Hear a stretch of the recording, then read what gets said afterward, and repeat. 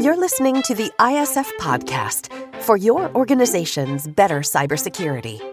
Your host, ISF CEO Steve Durbin, is an expert in leadership, business culture transformation, cyber strategies for today's top enterprises. I'm producer Tavia Gilbert. Joining the podcast today is Dr. Shonna Waters, a leading researcher on the workplace of today and the future, and the co-founder and CEO of Fractional Insights, an organizational psychology research firm. Steve and Dr. Waters discuss the rapid transformation of the workplace brought on by new technologies, geopolitical uncertainty, and shifting organizational priorities. They also speak about how to stay grounded when the ground around us is shaking, how security professionals can manage stress and negativity brought upon by constantly searching for threats, and how a growth mindset can help build resilience. Steve also reveals that he can't ride a bike. Shonna, lovely to have you. Thanks so much for joining me on the podcast today. Oh, it's great to be here. Thank you so much for having me, Steve. Now, you're an organizational psychologist and an executive with broad expertise in people, strategy, and transformation in general. And one of the things I wanted to start off by asking you is really about the workplace of 2025. It seems to be undergoing massive amounts of transformation. That's being shaped, obviously, by things like advances in technology, but also continually evolving employee expectations and indeed shifting organizational priorities to take into account some of the things that are going on geopolitically. So it's a little bit of a mishmash. Some might say a mess. Some might say a huge opportunity. What's your take on all this transformation and its impact? There's a lot going on out there. And I think you're right that there's this general sentiment that the ground is moving under our feet. We all are feeling overstimulated and ungrounded, I think, generally speaking. And it's a really hard place to navigate as an employee. It's also a really hard place to lead from. And so one of the questions we were actually asking ourselves is, amidst all of this change, what stays the same? What we were observing is that as much as our context changes and our technology changes, what stays the same is that people evolve much slower than our environment is evolving right now. What we noticed was that there are these basic foundational human needs. We need security. We want to feel like we're safe, that we have our financial and social needs provided for, that we are safe to share our opinions, and that, we're kind of in a fair relationship. So that will remain constant, our need for security. The second thing is we want to grow and develop. And so whatever's happening in terms of how our jobs are being shaped, or the presence or absence of robots and AI, like we ourselves want to be able to keep transforming. And then third is our need for significance. We want to matter no matter what. All three of those things are being really threatened right now by what's going on in our environment. We know that companies are downsizing and restructuring more rapidly than ever. AI is obviously threatening to replace, or at a minimum, transform the way that we're doing our work and the need for our human skills in it. And that in and of itself also threatens our significance. Actually, I was at a conference and somebody said yesterday, FOBO, our fear of being obsolete. And so I think that for leaders who are trying to figure out how to navigate this tension between keeping the company relevant and commercially viable and meeting the needs of these employees, almost going back to basics and simplifying it and saying, whatever it looks like, what can our anchor points be? And so that's actually something that I think what we can offer and say, like, okay, if we keep it really simple, we need to make sure that our environment is providing for security, growth, and significance. And so from a leadership standpoint, you've made the point that obviously there are various different pressures on leaders, not just in terms of managing the team, but also in terms of things like market expectation, customer expectation, growth strategy, all of those sorts of things that might be pulling leaders into one way or another.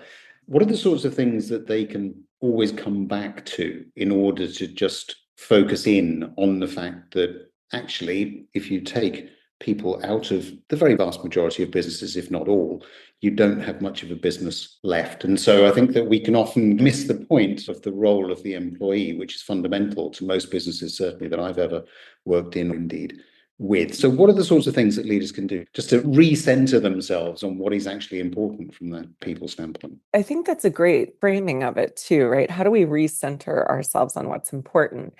And I think about it as simply we start with the value chain. No matter what you're selling or producing, there is a human at the beginning of it and at the end of it at a minimum, right? It's the concept, the leadership of it, the orchestration. No matter how much you minimize humans in the process, there's human ingenuity at the top of that chain. And then at the bottom of it, you have your customers. And again, at least today, our customer is a human buying this product or service. And even for leaders who might not be compelled by the idea of the innate value of the humans in this process, you need to be paying attention to the psychology because your customer is also a human. And the way that we are going to best connect with the needs, beliefs, fears, drivers, and motivators of our customers is by having people in that process who innately understand them and can connect with them at that foundational level. So I think, again, from that standpoint, it's like starting with the end in mind that for the sake of what does this business exist? And at least today, it's a human. Right. It's interesting you say that, because one of the things it doesn't keep me up at night, but it does get me puzzling, is how do we better equip the people that we have in our business to not lose sight of the fact that they are indeed providing service to a human? And where I'm going with this is we are bombarded with technology, and increasingly the world that we see is becoming smaller and smaller. And one of the concerns that I do have is that we are losing, as a race, if you like, the ability to empathize, the ability to communicate, the ability to have reasonable discussion, argument, debate in person, because it's being replaced by technology. And that produces a very different way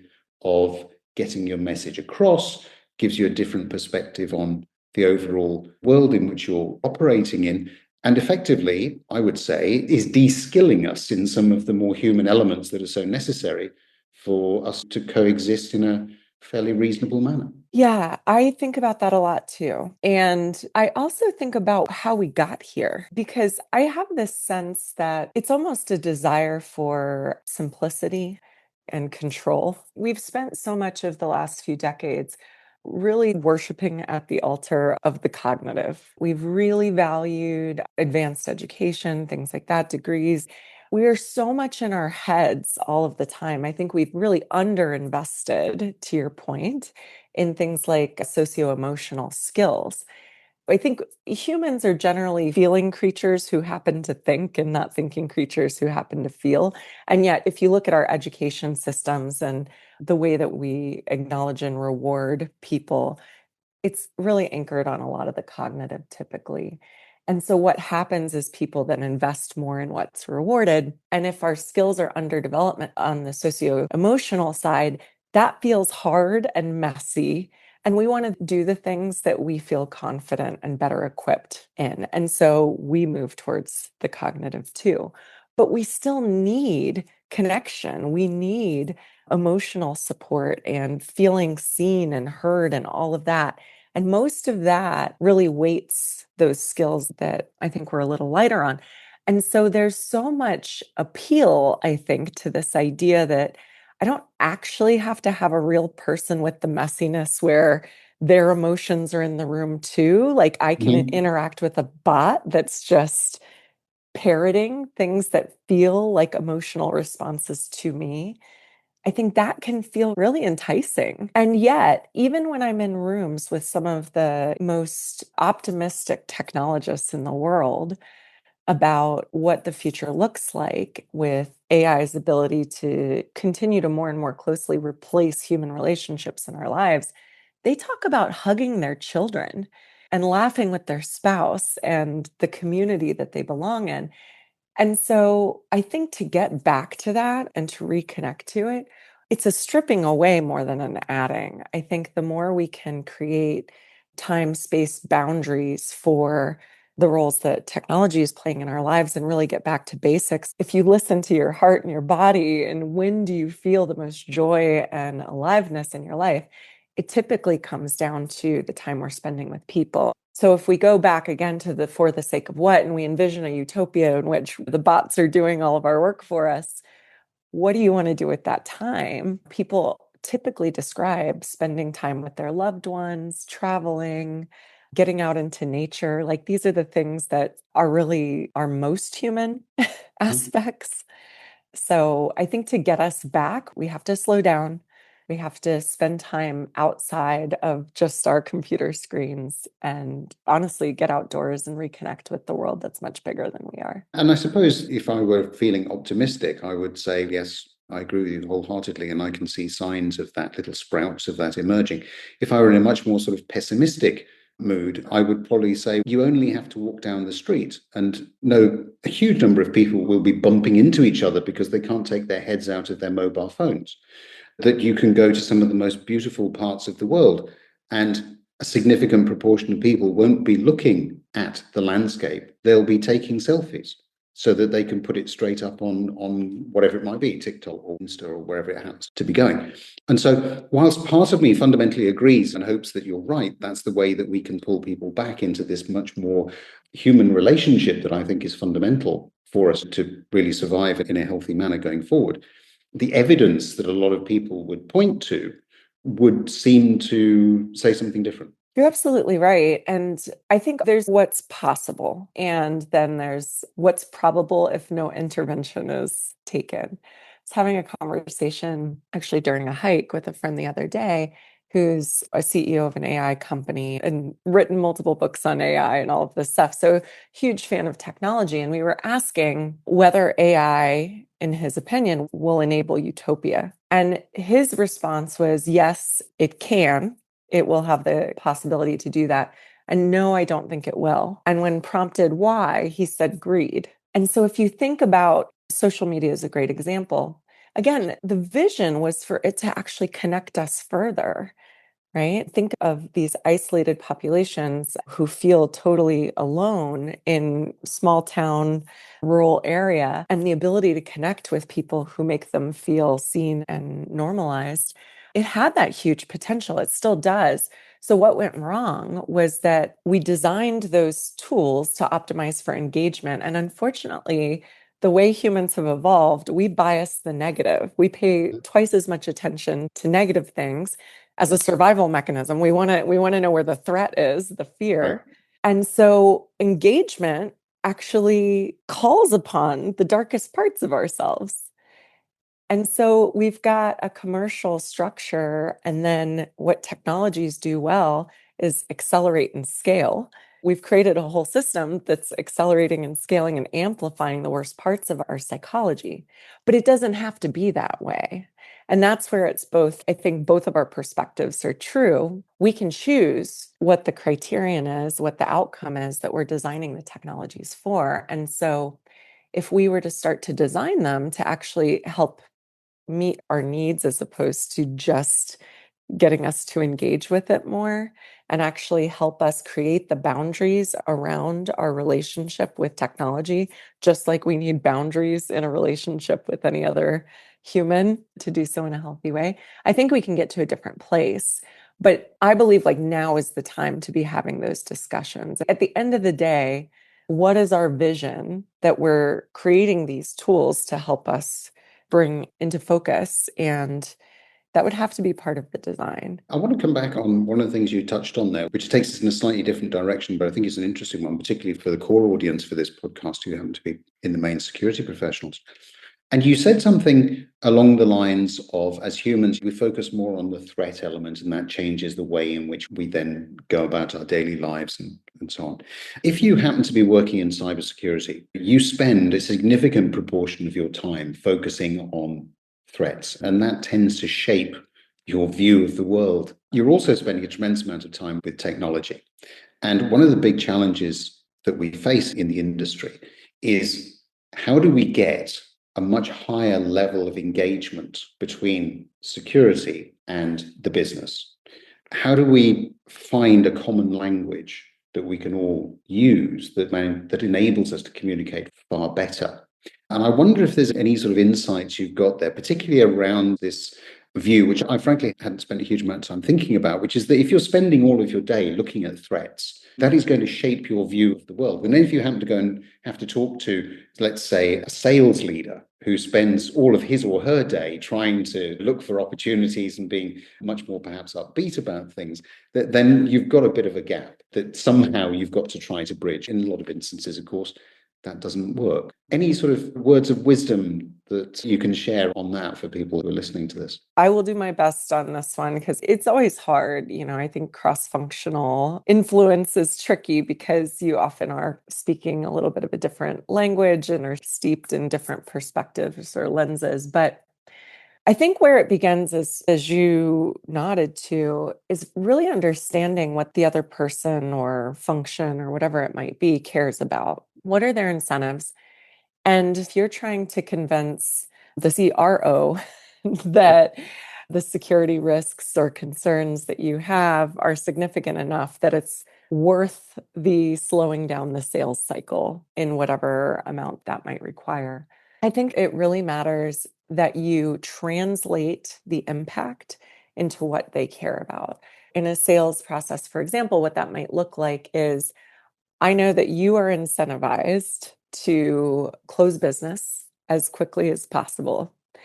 And that really matters to me too, because at the end of the day, the company performance is critical for both of us to function and have our budgets and all of those things. My concern is that if we don't address these security needs, it's going to severely impact the trust of the organization. And give some examples, tell some stories about what that could look like. It can be another company in the industry. It can be the story of even something that happened in your own company in terms of costs and risks and PR and brand reputation and things like that.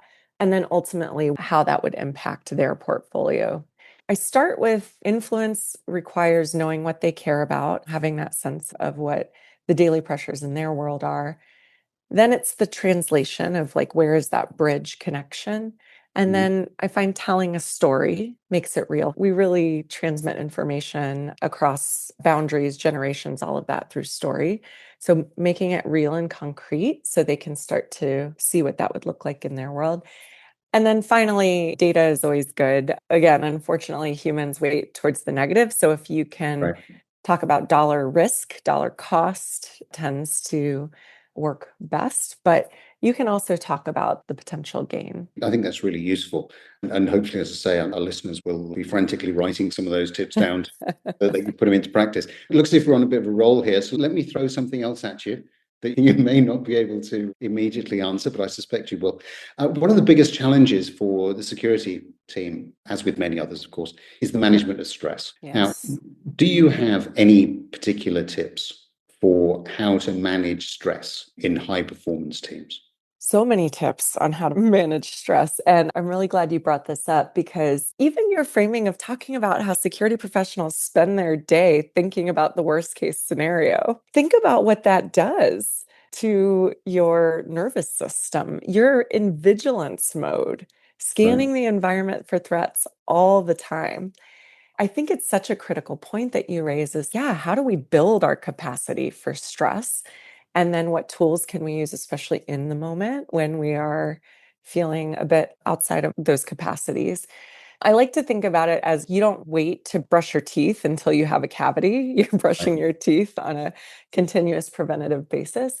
So, what are the routines that you can put into practice that help you regulate your emotions? And so, one of the things that you can do is get into nature on a regular basis. That can be going for a walk and all these things. I know, your audience is very busy professionals. It doesn't have to be a 2-hour hike. It can be a 5-minute walk around the block, but something to get out into nature, move your body, things like that. The second thing is some kind of pause or reflective practice. And again, this can be a 5-minute journal. It can be just taking time to ground yourself, 3 most important things to do in the day. It can be on your car ride, recording a voice memo, just checking in, how are you feeling, a meditation, things like that. I mentioned exercise, moving your body. Nutrition is also part of that, of course, and sleep, sufficient sleep.